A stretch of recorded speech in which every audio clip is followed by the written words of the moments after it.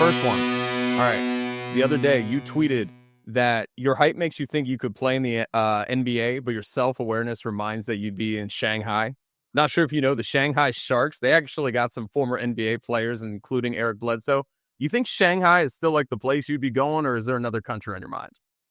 I mean, I'd for sure be in like Lithuania or something, bro. Like, there's no shot. Like, I wouldn't have made it. Like, I was athletic and all that, and I could hoop in like high school and stuff, but I would have had to work whatever Michael Jordan's work ethic was. I would have had to top that and some to even have a shot at the NBA. So yeah, my self awareness kicked in after I was like, because I was literally sitting there watching the Knicks game. Jalen Brunson makes it look so simple to get the ball up at 6 feet tall, and I'm like, man, I think I could do that. And then I was like, you know what? No, I can't.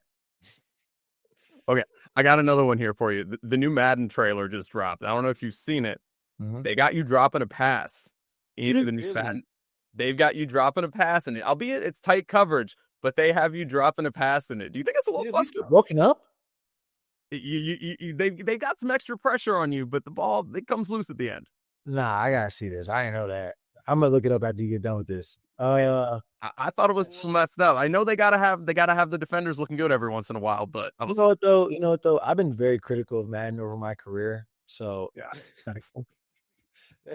This is probably some form of give back on their part, which I can respect. There's definitely like that certain pettiness level to it that they're like, we're just poke the bear a little bit. Yeah, I've definitely had my Madden tweets for sure because it's been a god awful game for years. So one more thing for you. Our company that we work for, the 33rd team, actually put out a stat in March, which was really cool, that you had the second highest rate of catches being for either first downs or touchdown in all of the NFL.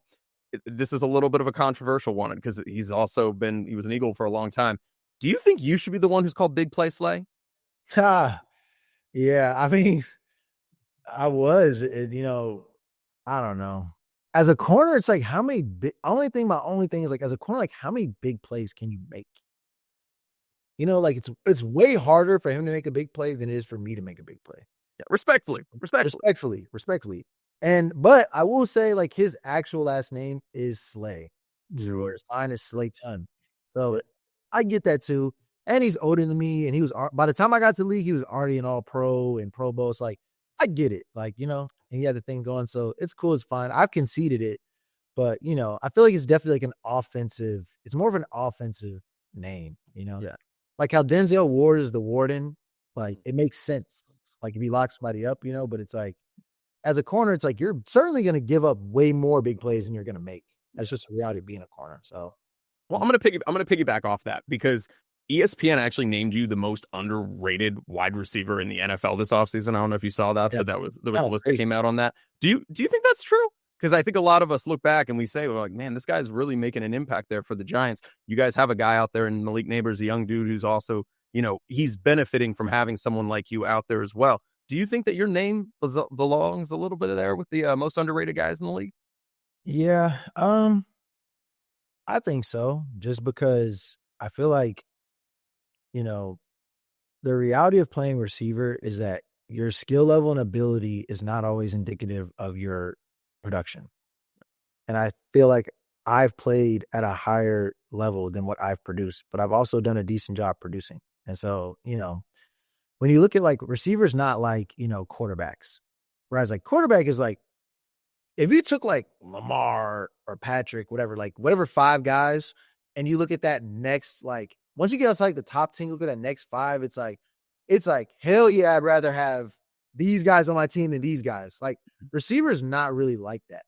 Like anybody could go for 1,000 yards in any given year for the most part. Like if you take like the top 20 wideouts in the league and you just moved them around, like you would get different production results. Like Cooper Kupp led the league in receiving, broke all the records of all time, like with Matthew Stafford. Then Puka Nacua gets drafted with Matthew Stafford. He breaks the rookie record.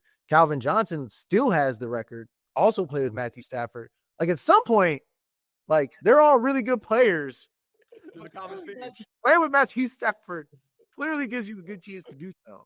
Versus, whatever. I'm not going to be critical of any other quarterbacks, but it's like there's other quarterbacks out there. It's like you ain't getting to 1,900 yards with that guy. This ain't happening. So that's just kind of the kind of thing. But yeah, I saw that, and I appreciated being on it. And, I just try to do the best I can with the opportunities I get.